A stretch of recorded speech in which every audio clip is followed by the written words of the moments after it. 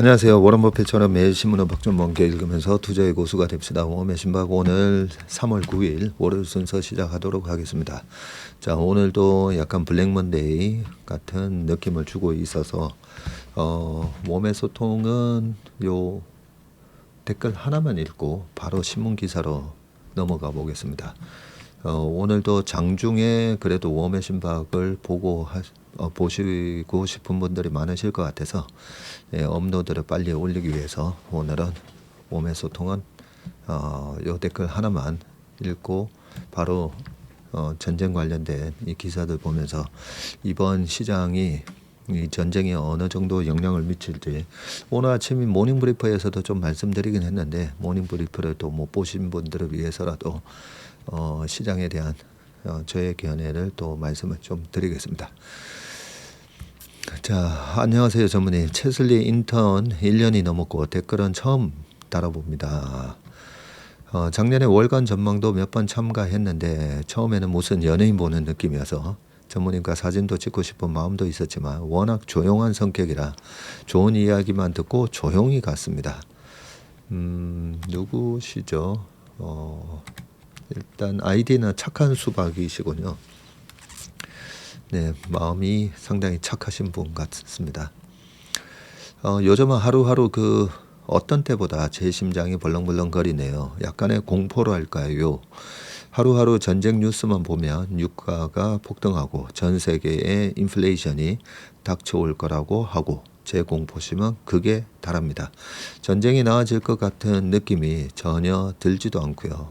전문님께서는 이번 전쟁이 장기화될 가능성이 낮다고 예상하셨었는데 만약 전쟁이 장기화로 갈 가능성이 점점 높아진다면 주식의 비중을 줄여야 할까요? 아니면 장기화가 되더라도 전쟁 자체를 단기 이슈로 봐야 할까요? 네, 전문님 의견 부탁드립니다 하셨고 아마 많은 분들이 그죠? 이 댓글에 공감을 하실 겁니다. 전쟁의 양상이 점점 악화되고 있죠. 그 악화되고 있는 게 유가로 나타나고 있고 빅스 인덱스로 나타나고 있고요. 그래서 지난주에 픽스가 되게 25 미만에서 안정적이었거든요. 제가 그런 걸 보면서 글로벌 투자자들은 이번 사태에 대해서 그렇게 공포감을 느끼고 있지 않은 것 같습니다. 지난 23년 10월에 이스라엘 하마스 전쟁도 좀 그랬었고 그런데 주말에 빅스도 이제 급등을 하고 미국 시장도 약간 영향을 받고 그런 모습에 유가까지 급등을 하니까 아무래도 심리적인 공포감 그리고 실생활로 좀 다가오잖아요. 당장 주유소 기름값이 급등을 하고 그리고 경유나 등유 가격이 또 급등을 하는 모습에 이게 물가를 자극하고 심각한 경제 위기를 초래하는 이슈가 되면 어떡하나 그런 걱정이 있으신 거잖아요, 그죠? 오늘 그 기사를 다루고 있으니까 이 부분에 대한 저의 답변을 신문 기사를 보면서 말씀을 또 드리겠습니다. 자, 그러면 신문 기사로 넘어가 보겠습니다. 근데 저 같은 경우에는 9.11 테러도 겪었고 우리나라 IMF부터 시작해서 무서운 일들이 한두 번이 아니었기 때문에 사실 지금 이란 전쟁이 제 마음에 이거 되게 심각한데 사실 좀 그런 것까지는 안 느끼고요. 제가 지난주에 그런 말씀을 좀 살짝 드렸었는데 우리가 화투나 포커판 그런 말이 있다고 했잖아요. 포커판에서 제일 조심해야 될 사람은 운 좋은 사람이라고. 그런데 저희가 참 운이 좋게 2월 말자로 목표 전환형 랩이 다 청산이 되고 지난주에 새로 이제 모집을 했는데 오늘부터 운용이 들어갑니다. 그래서 참 너무 감사하죠. 그게 지난주에 모집이 돼서 지난주부터 운용을 시작해서 2월 말자로 제일 비쌀 때 주식을 샀었더라면 그러면 끔찍하지 않습니까? 그죠? 물론 2주 전에 자금이 모였었다면 제가 70%만 사라고 얘기는 아마 하긴 했겠지만 어쨌든 참 주식 이게 자금 관리가 잘 돼 있는 사람 운빨로 좋을 수도 있습니다. 그죠? 운빨로 희한하게 내가 돈이 필요해서 2월 말에 자금을 뺐는데 그게 고점이었고 희한하게 지금 자금이 돈이 생겼는데 주가는 빠져 있고 그래서 결국은 주식 시장은 워런 버핏이 얘기하셨던 것처럼 인내하는 자와 인내하지 못하는 자, 인내하지 못하는 자의 부가 인내하는 자의 계좌로 이렇게 트랜스퍼하는 그런 장치다 이런 말씀도 하셨지만 인내를 떠나서 자금 관리가 나는 인내는 잘할 수 있는데 자금 관리가 안 돼 있었다면 너무 과도한 레버리지나 신용을 쓰고 계셨다면 그 자금 관리가 안 된 분들의 계좌에서 자금 관리가 되어 있는 이렇게 싸게 살 수 있는 기회를 주네 하는 쪽으로 부가 이전되는 거거든요. 그래서 지금 내가 하고 있는 주식 포지션이 돈을 빌려서 투자하고 있는 포지션이 아니다라고 하면 사실 하나도 걱정될 건 없습니다. 그리고 제가 늘 말씀드리지만 쇼 포지션 잡으면 안 된다 했잖아요. 쇼 포지션을 갖고 잡았다면 3,000, 2,800, 3,300, 3,600, 4,100 여기서 다 이 지금 쇼 포지션 잡은 분들은 정말 큰 위기가 와야만 탈출이 가능하잖아요. 그런데 매수 포지션을 들고 계신 분들은 그냥 시간만 지나면 저절로 다 올라가잖아요. 정말 재수 없게 최고점에 샀다 하더라도 3년 지나면 다 다시 회복이 되잖아요. 그런데 그 숏으로 물려 계신 분들은 그 큰 위기가 오지 않으면 회복이 안 되다 보니까 그래서 계속 이렇게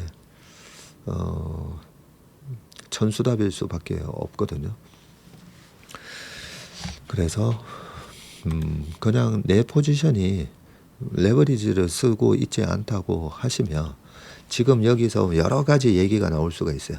여기서 일단은 현금화를 좀 시켜놨다가 그 현금화를 시키면서 5,159 지금 지수가 이 언저리 왔다 갔다 하고 있는데 고점 6,300에서 5,100 언저리에서 내가 다른 사람한테 주식을 이제 싸게 넘겨주는 거거든요.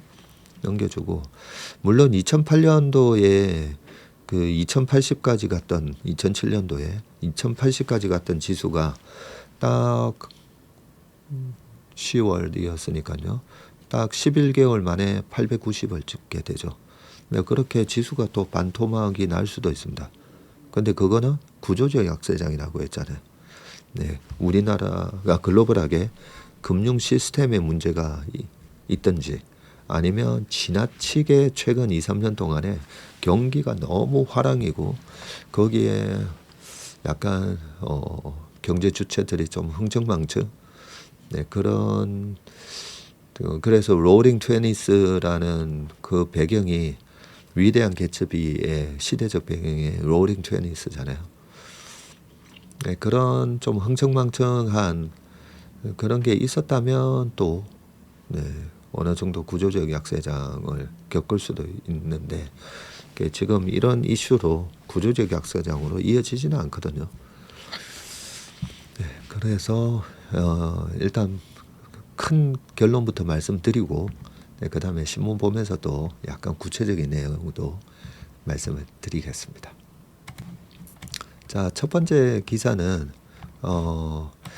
미 레이더 골라 때리는 이란, 러시아가 좌표 줬나? 요 기사인데요. 한번 보겠습니다. 지금 사진이 뭐냐면요. 지난 5일 러시아 수도 모스크바 주재 이란 대사관에서 사게드 레자 A 모가담 이란 부무관이 전화 통화를 하고 있다. 뒤편에는 지난달 28일 미국과 이스라엘 공습으로 사망한 이란 최고 지도자 알리 하메네이의 사진이 걸려 있습니다. 이란이 중동에 배치된 미군 핵심 자산에 집중 공세를 퍼붓는 가운데 러시아가 이를 지원하고 있다는 의혹이 지금 제기됐고요. 고도로 발달한 러시아의 표적 식별 기술이 이란의 공습 작전에 활용됐다는 건데, 월스트리트저널에 따르면 이란은 개전 이후에 카타르, 아랍에미리트, 요르단 등 걸프 국가에 있는 미군 레이더와 이 통신 방공 시스템을 잇따라 타격을 했고요. 중동 내 최대 미군 기지인 이 카타르의 알루데이드 기지의 대구경 레이더와 요르단에 배치된 이 사드 등 수십억 달러에 달하는 미군 자산이 손상을 입었다고 합니다. 자체 위성망도 없을 정도로 이 정찰 감시 역량이 제한적인 이란이 미군 시설을 이렇게 쪽집게처럼 타격할 수 있었던 배경에는 이 러시아의 정보 지원이 있다는 주장이 나오고 있고요. 워싱턴 포스트는 전날 익명을 요구한 러시아 당국자를 인용해서 러시아가 전쟁이 시작된 지난달 28일 이후 군함과 항공기 등 중동 내 미군 자산의 위치 정보를 이란에 전달해 왔다고 보도를 했습니다. 다라 멕시코 카네기 국제평화재단 연구원은 이란은 매우 표적화된 방식으로 공격을 이어가고 있으며 미군의 지휘 통제 체계를 노리고 있다고 했고, 하버드 케네디 스쿨의 벨퍼 센터의 니콜 그라예브스키 연구원도 이란의 보복 공격을 보면 표적 선정에서 상당한 정교함이 드러난다고 했고요. 워싱턴 포스트지는 또 미국의 또 다른 적대국이 간접적으로 이번 전쟁에 관여하고 있음을 보여주는 첫 신호라면서 분쟁이 빠르게 확대되는 가운데 핵 보유국이자 정교한 정보 역량을 갖춘 국가가 개입한 것이라고 했습니다. 한 당국자는 러시아는 미국이 우크라이나에 제공하는 지원을 잘 알고 있다면서 보복을 시도할 기회를 매우 반가워했을 것이라고 했다고 합니다. 좀 의심을, 이거는 러시아에서 틀림없이 도와줬다, 이렇게 의심을 하는 것 같습니다. 그죠? 자, 두 번째 기사는 천궁2 로켓 배송. 네, UAE 수송기가 한국에 왔다. 자, 정부가 국산 지대공 유도 미사일, 지상에서 뭐 미사일이든 비행기에서 날아오는 그런 미사일을 방어하는 시스템이 지대공이고, 그죠? 공중에서 서로 싸우는 건 공대공이고, 지상에서 지상으로 서로 치고받는 거는 지대지. 이렇게 얘기를 합니다. 자, 지대공 유도 미사일 천궁2의 유도탄 30여 기를 아랍에미리트에 조기 인도하기로 한 것으로 전해졌고요. 이란의 공습이 이어지는 상황에서 한국이 UAE에 수출한 천궁2가 높은 실전 명중률을 달성하면서 UAE가 빠른 공급을 요청한 데 따른 것입니다.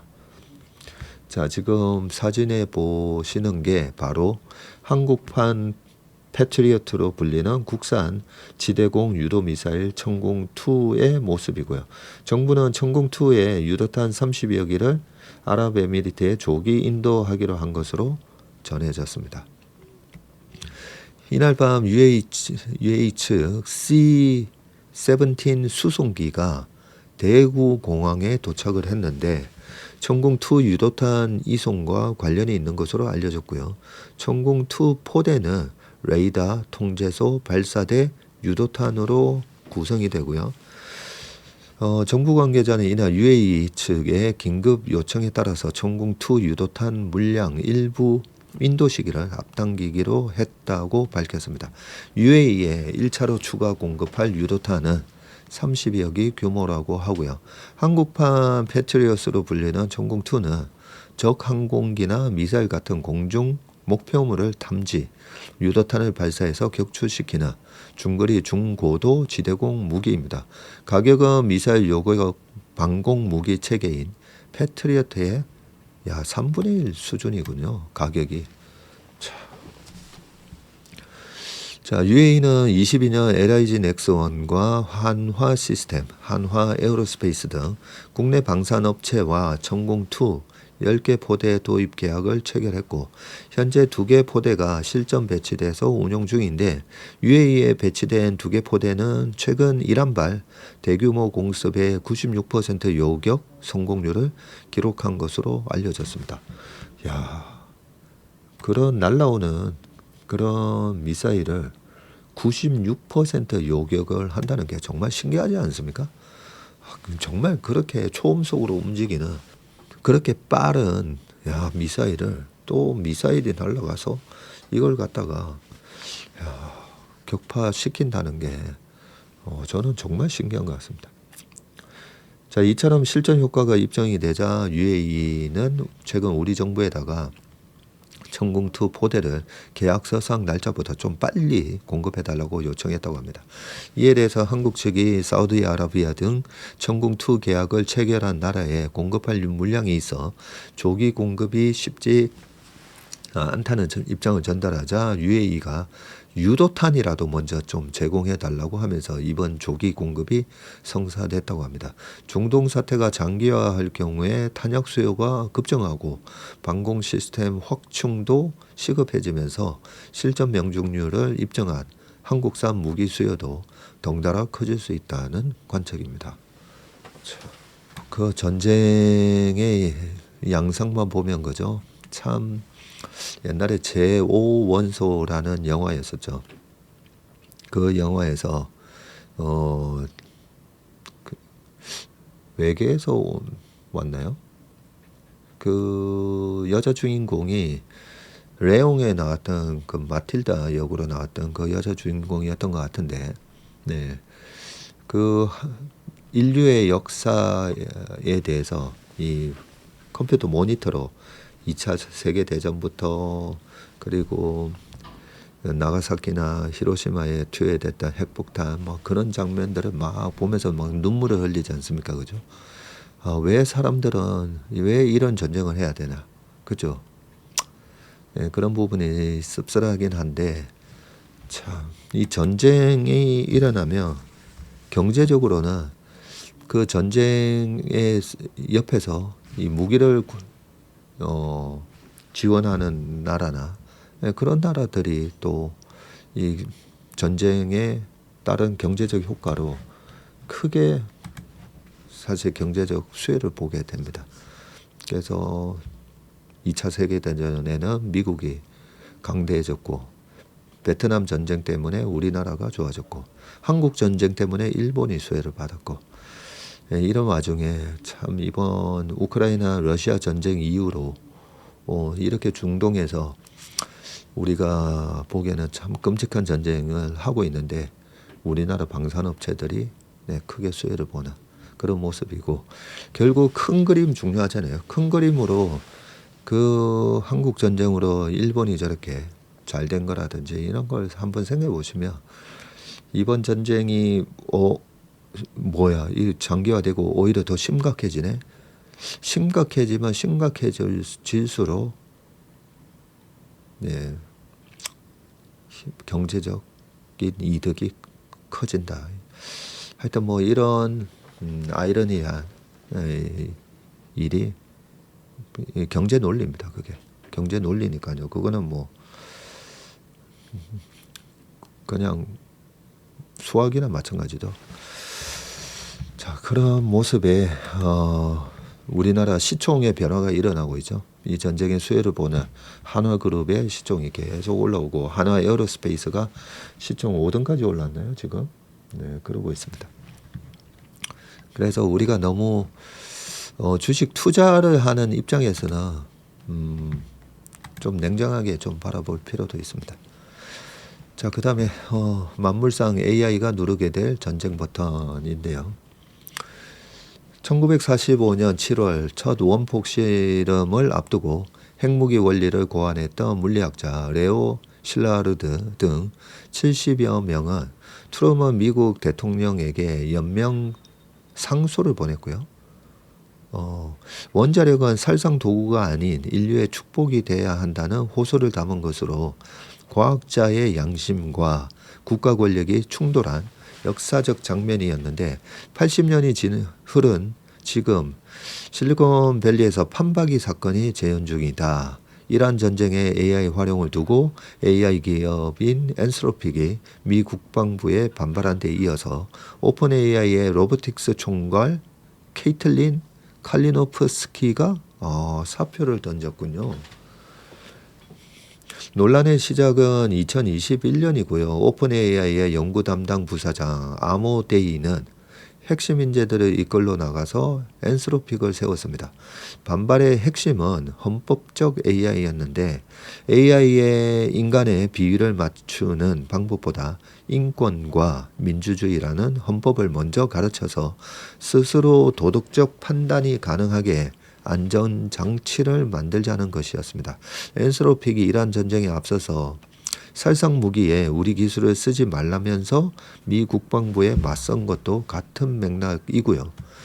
자, 반면에 경쟁사인 오픈 AI의 샘 올트만 CEO는 군사적 활용 범위는 기업이 아닌 민주적 절차와 공직자가 결정할 몫이라면서 미 국방부와 계약을 맺었고요. 칼을 만드는 대정장이가 쓰임새까지 고민할 필요는 없다는 논리네요. 칼리노프스키 총괄은 기계가 인간의 최종 승인도 없이 스스로 살상 대상을 결정하는 미래에 대해 회사가 눈을 감고 있다는 취지의 경고를 남기고 짐을 샀답니다. 야, 그러니까 이런 양심들이 아직까지 남아 있습니다. 트럼프 행정부는 엔스로픽을 워크, 깨어있는 척하는 좌파, 기업이라 비난하며 이란 공습 직전 이 회사 모델을 정부 납품 목록에서 제외시켰고요. 한술 더 떠서 미 정부는 AI 기업이 정부와 계약하려면 자사 모델의 모든 합법적 사용을 허용해야 한다는 지침도 추진 중입니다. 최근 국방부 최고 데이터 책임자 CDO로 가빈 클리거를 임명하면서 군사 AI 도입에 가속 페달을 밟고 있습니다.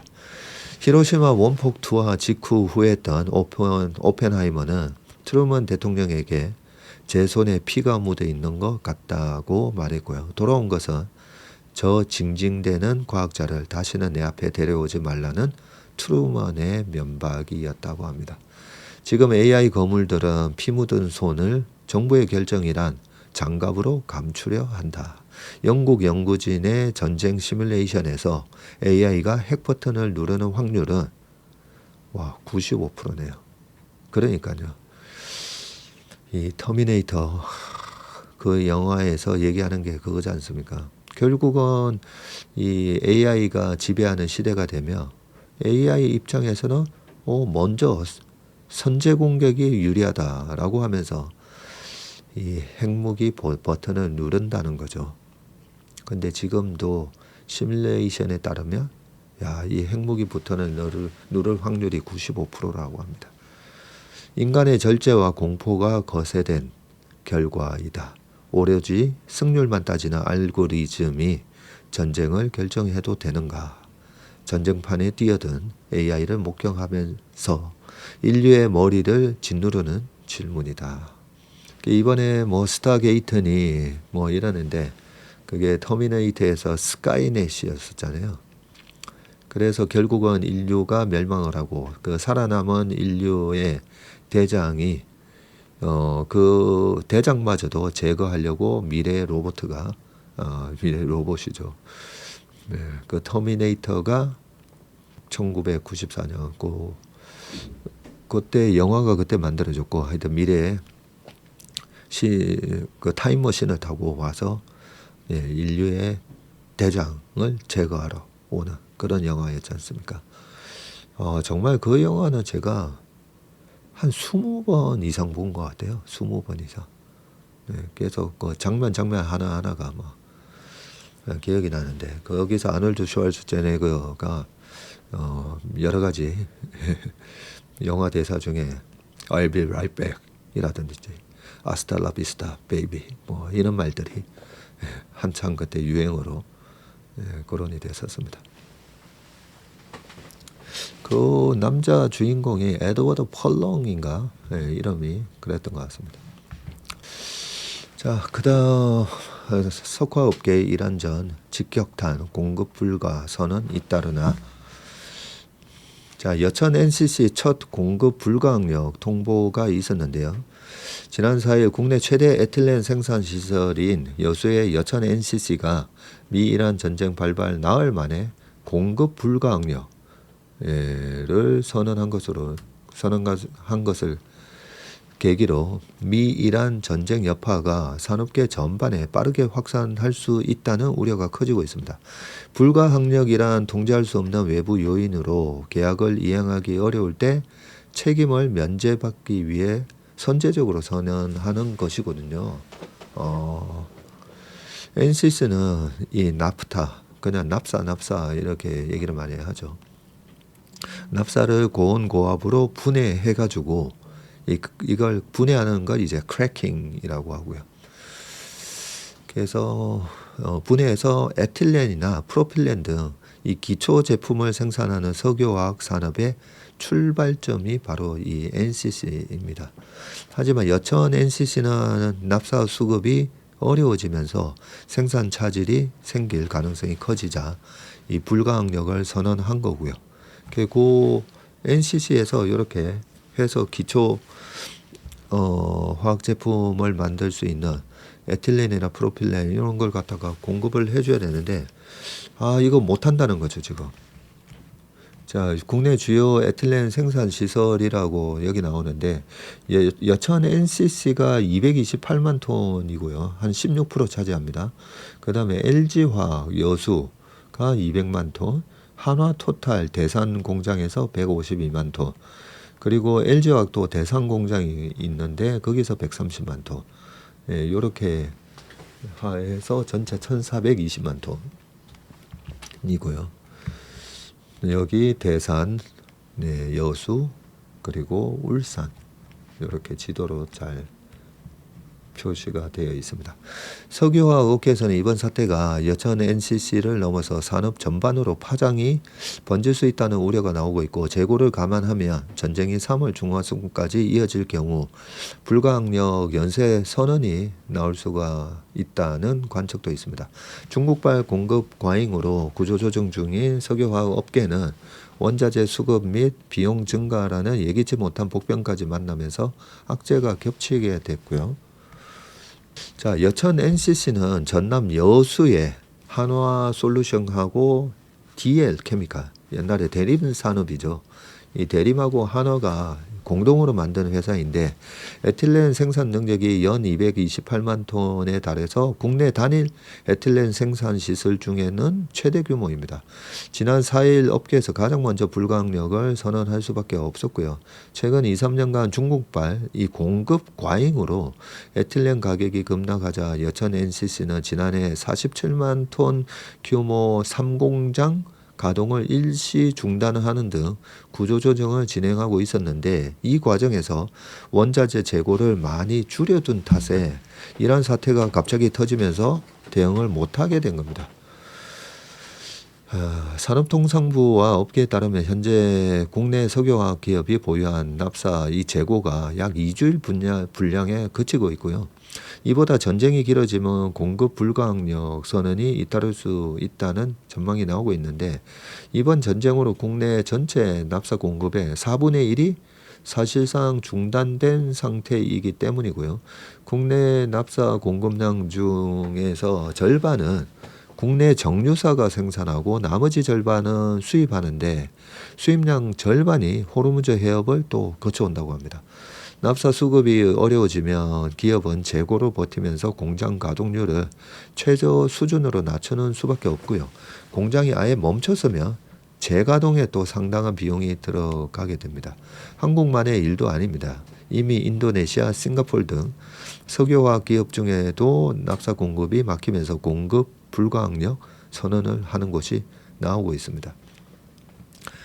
자, 이게 국내 석화 기업들 입장에서는 덮친 격이 돼버렸는데, 납사 수급이 어려워지자 가격이 치솟고 있고요. MOPJ 일본 도착 가격 기준에 따르면 올 1월 톤당 한 633달러 수준이었던 아시아 납사 가격이 6일에는 약 776달러까지 올랐고요. 뭐 생각보다는 그렇게 많이 오른 건 아니네요. 140불이니까 한 20% 올랐다 그죠? 그러나 중국발 공급 과잉이 여전한 상황이라서 납사 가격이 오른 만큼 범용 제품 가격을 또 올릴 수 없는 게 또 현실입니다. 올릴 경우 판매가 줄 우려가 크고요. 김평중 한국화학산업협회 총괄본부장은 결국 석화 기업들이 원가 부담을 떠안으며 마진율만 더 낮아질 것이라고 했습니다.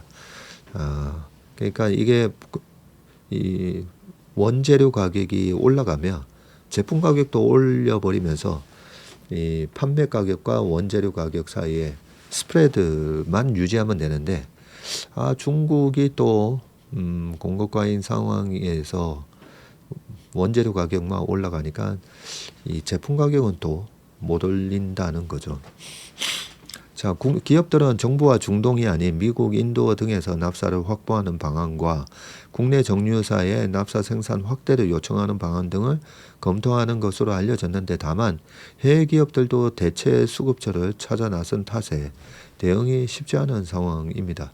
현재 진행 중이던 그 석유 산업, 석화 산업 재편에 미칠 영향도 관건인데 정부는 NCC 설비 가동을 줄여서 기초 제품 공급을 줄이면서도 고부가 가치 친환경 제품으로의 전환을 유도하는 게 목표였지만 이번 사태로 기업들 수익성이 크게 떨어지며 사업 전환 속도 역시 느려질 수 있다는 우려도 있습니다. 다만 일각에서는 원자재 부족 사태가 길어지면 NCC 설비 통폐합 논의가 오히려 더 빨라질 것이라는 관측도 나오고요. 구조조정 속도가 오히려 빨라질 것이라는 얘기입니다. 이쪽 얼마 전에 웜의신박에서도 우리나라 석유화학업계가 지금 맞닥뜨리고 있는 이 불편한 현실에 대해서 얘기를 많이 했었는데 그죠? 엎친 데 덮친 격이 됐습니다. 자, 이제는 약간 좀 다른 얘기 하나 해보면요. 직장이 55세가 됐다면 퇴직금을 IRP 계좌로 옮기라는 요 기사입니다. 아무래도 지금 55세면 1970년, 71년, 71년에 뭐 70년, 71년, 72년 뭐 요때 뭐 연 100만 명씩 태어났거든요. 그래서 인구가 꽤 많습니다. 강호동 씨, 그리고 김병지 골키퍼, 그리고 정의선 회장님 다 1970년 개띠이고요. 유재석 씨가 막 1972년생인가? 그래서 그쪽에 인구가 되게 많이 몰려 있는데 그래서 기사를 한번 가져와 봤습니다. 자, 직장인에게 55세는 임금 피크, 명예퇴직, 임원 승진 등 세 갈래 길로 나뉘는 분기점이고요. 지난 5일 은퇴 스쿨에 출연한 김동엽 미래에셋증권 상무님이시군요. 네. 자, 퇴직연금 설정을 어떻게 하느냐에 따라서 같은 연봉, 같은 근속 연수라도 퇴직금이 수천만 원씩 달라질 수 있다고 말을 했습니다. 먼저 임금 피크제인 경우인데 예를 들어서 55세 시점 평균 임금이 월 600만 원이고 근속 30년인 직원이 있다고 가정을 하면 이때 퇴직을 하면 퇴직금이 약 1억 8천만 원 정도 나온다고 합니다. 그래요? 하지만 임금이 매년 10%씩 줄어서 60세의 평균 임금이 300만 원으로 낮아지면 5년은 더 일했는데 7,500만 원이 줄어든다고 합니다. 특히 DB형, 확정급여형 퇴직연금은 마지막 평균 임금을 기준으로 산정하기 때문에 임금 피크제의 직격탄을 맞게 되는데 퇴직연금에 가입하지 않았거나 DB형을 유지하는 근로자는 임금 피크 시점에 중간 정산이 가능하다네요. 1월 개인형 IRP 계좌로 이전하고 연금으로 수령을 하면 퇴직 소득세를 30에서 50% 감면받을 수 있다고 합니다. 명예퇴직 시에는 법정 퇴직금과 별도의 명예퇴직금이 또 지급이 되는데 55세 미만이면 법정 퇴직금은 의무적으로 IRP로 이체가 되군요. 55세 이상이면 일시금 또는 연금 계좌 이체를 선택할 수가 있고요.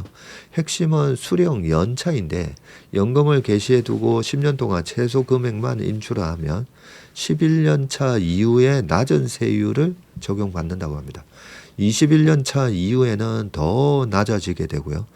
단 한 푼도 인출하지 않으면 연차가 지나가지 않기 때문에 최소 금액은 찾아야 한다고 합니다. 와, 오, 이런 게 있었군요. 김상무는 퇴직금 원금은 전액 분리과세가 되고 다만 운용수익연금액이 연 1,500만 원을 넘으면 종합과세 대상이 될 수가 있다고요. 이 경우 16.5% 단일 세율 선택이 유리한지 검토해야 한다고 했습니다. 연금의 운용수익도 연 1,500을 넘으면 종합과세 대상이 될 수가 있군요. 만약 임원으로 승진을 하면 기존 퇴직금을 정산을 하고 새로운 임원 퇴직금 규정을 적용받는 경우가 많은데 문제는 임원 퇴직 소득 한도입니다. 2020년 이후 임원은 퇴직 직전 3년 평균 급여를 기준으로 계산한 일정 한도를 초과하게 되면 초과분이 퇴직 소득이 아니라 근로소득으로 과세된다네요. 근로소득으로 합산이 되면 최고 세율 구간에도 걸릴 수도 있습니다. 비슷한 고민을 하시는 분들은 이 기사 잘 연구해 보시길 바라겠습니다. 자, 마지막 기사입니다. 주가 하락은 공포는 매수 기회다. 2차 매수 시점은 4,800선이다. 요런 얘기 나오면 아니 4,800까지 빠지는 건가? 약간 이런 느낌도 받잖아요. 한번 보겠습니다. 서울중구 하나은행 본점 딜링룸에 코스피가 표시되어 있는데 2주 전만 하더라도 그죠? 6천 돌파에 환호하는 그런 사진이 있었는데 현재 변동성 지수 빅스 수준을 역사적 데이터로 분석한 결과 증시 추가 하락 시 추가 매수로 대응해야 한다고 조언이 나왔는데 누군가 했더니 양형모 DS투자증권 연구원이시군요. 1990년 이후 빅스와 증시 데이터를 분석한 결과를 토대로 확률적으로 증시 추가 하락 시에는 매수로 대응해야 한다면서 공포는 매수 기회라고 밝혔습니다. 현재 빅스가 26 수준이지만 이는 글로벌 금융위기 등 역사적으로 공포지수가 피크를 기록했던 사례에 비춰서 이 지수가 급격히 치솟았던 수준에는 도달하지 못한 수준이라고 평가했고요. 그런데 이보다 더 공포가 확대되는 역사적 스파이크의 중앙값 피크는 29.1이었네요. 전체 스파이크의 절반 이상이 이 빅스 30 미만에서 고점을 형성한다고 말했습니다. 이어서 현재 빅스 26은 스파이크 탐지 임계값을 막 초과한 초기 단계로 역사적 중앙값의 고점이 29.1에 근접해 있으며 만일 지수가 28을 돌파하면 30 도달 확률은 77.3으로 높아지고요. 시나리오별 증시 하단도 제시를 했는데 자, 전략적 매수 구간은 코스피 기준 1차 5070 그리고 2차는 4816 이게 고점 9.2%? 이미 고점에서는 많이 빠졌잖아요. 이게 최악이 4316 마이너스 22.7%다. 이 마이너스가 지난 주말 대비인 것 같다, 그죠? 그러겠네요. 보통은 이 MDD로 좀 보는 게 맞는데 S&P 500은 1차 매수 구간이 6,380이고 2차 매수는 5,975, 최악은 5,776이다. 이렇게 제시하고 있고요. 그는 끝으로 이미 지난 3월 4일 장중에 마이너스 12.65를 경험을 했고 이 레벨이 1차 매수 구간이며 4,816 도달 시에는 2차 적극적 비중 확대 구간이라면서 공포는 매수 기회라고 강조를 했습니다. 이 부분에서 제가 과거 사례를 하나 말씀을 좀 드리겠습니다. 네. 일단 코스피를 좀 띄워놓고 말씀을 드릴게요. 코스피를 이쪽에다가 띄워놓고 말씀을 드리는 게 나을 것 같네요. 저희 인턴분들한테는 신기한 차트 분석으로 해서 자주 보여드리는 부분인데 한번 같이 한번 보겠습니다.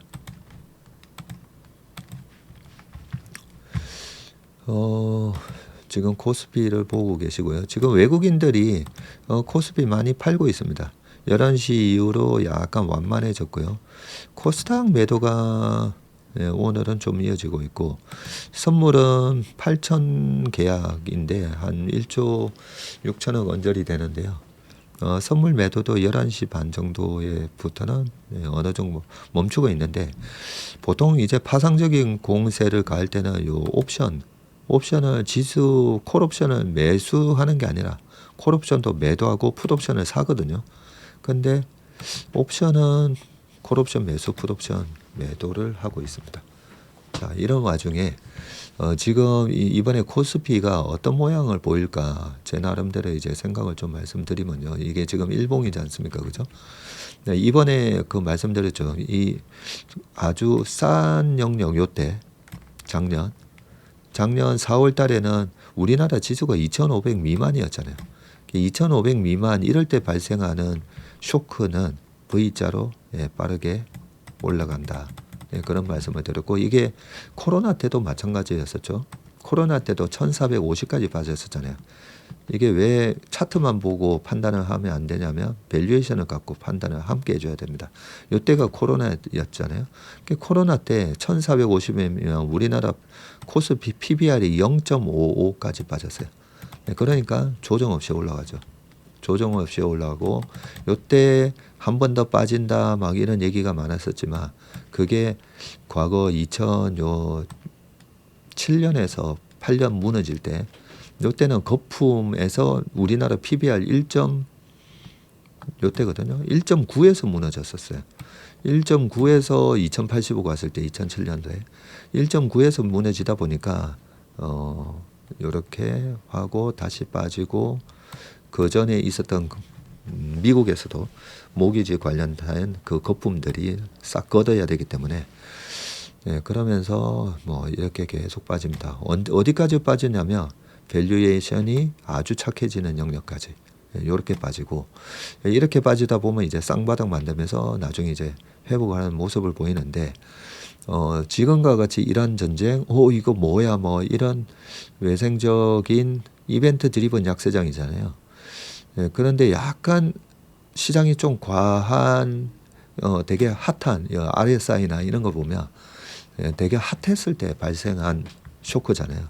네, 그랬을 때는 요때 2011년에 요때입니다. 좀 크게 해서 보여드리면 2011년 8월 달에 있었던 미국 신용등급 강등, 이런 예상치 못했던 악재가 빵 터지니까 여기서 사람들이 당황하는 거거든요.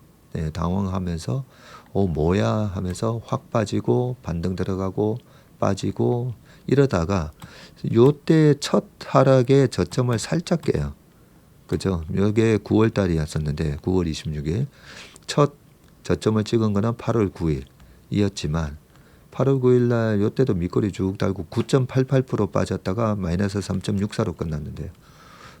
요 저점을 한 번 더 깼다가 요렇게 오면서 회복을 합니다.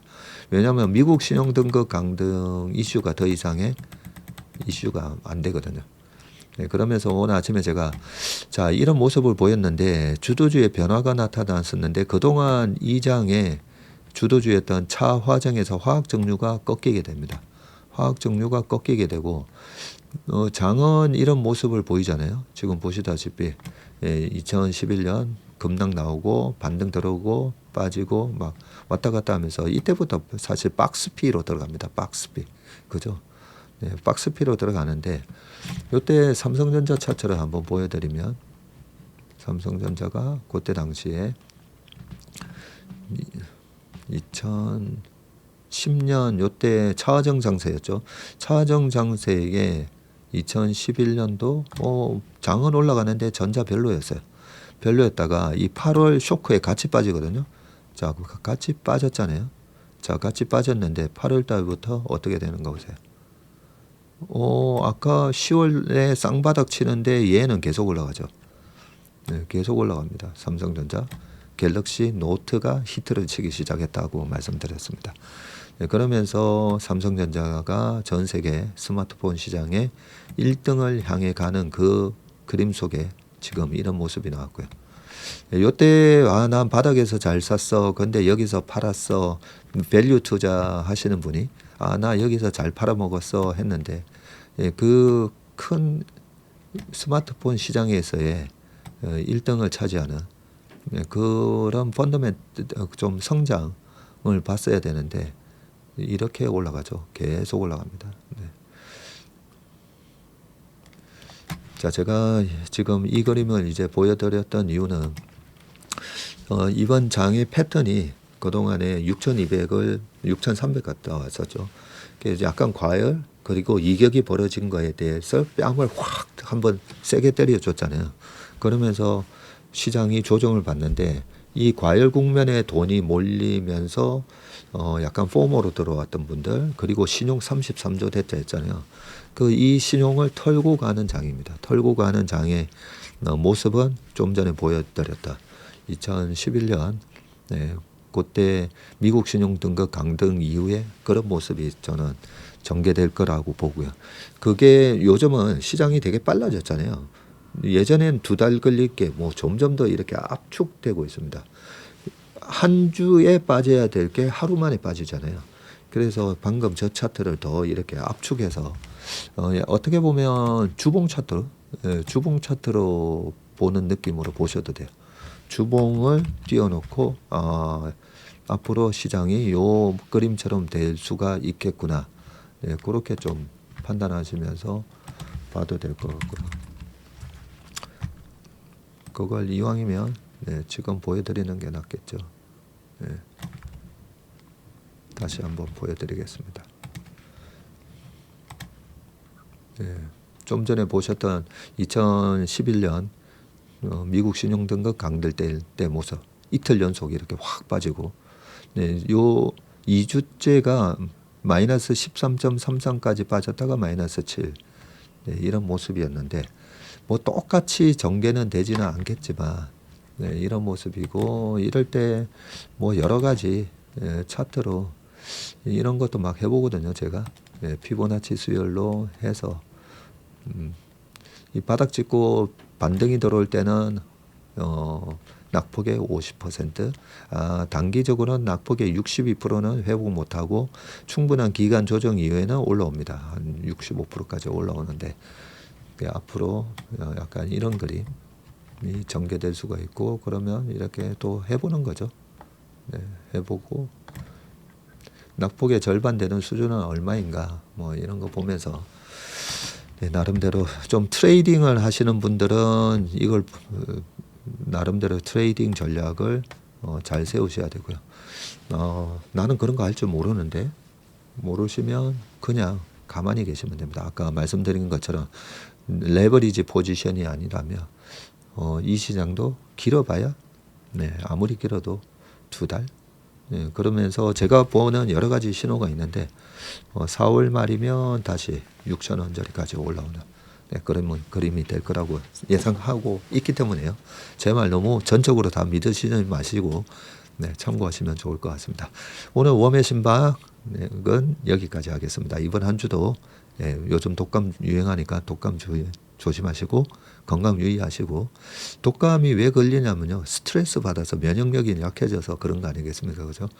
잠시 계좌 접어두시고 이 봄이 오는 이 아름다운 봄날을 만끽하시는 게 좋을 것 같습니다. 감사합니다.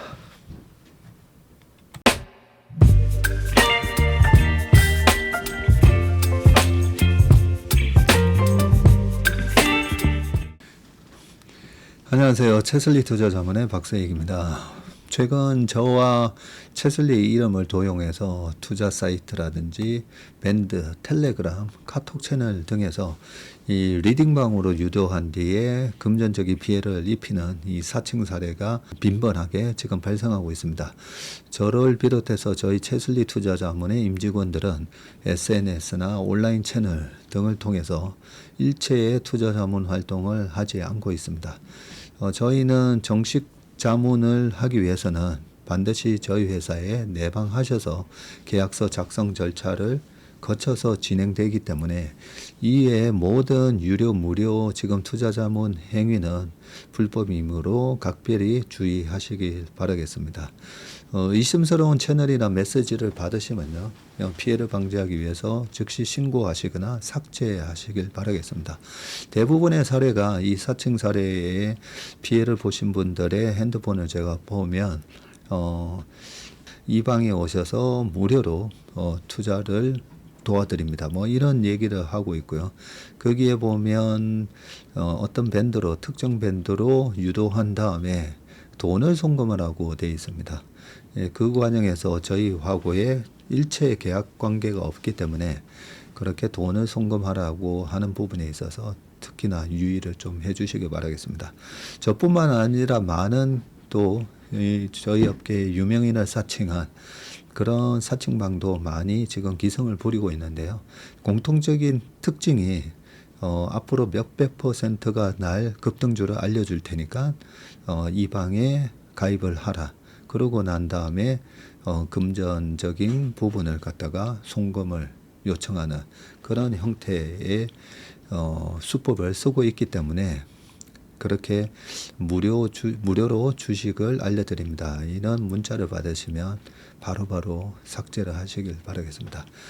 저희 채슬리와 채슬리 임직원들을 많이 사랑해 주시는 저희 채슬리의 고객분들 그리고 저희 채슬리의 이 구독자분들이 이런 사칭 피해가 일체 발생하지 않기를 바랍니다. 그러면 여러분들의 가정과 일터에서 항상 평화와 행복이 가득하시길 기원합니다. 감사합니다.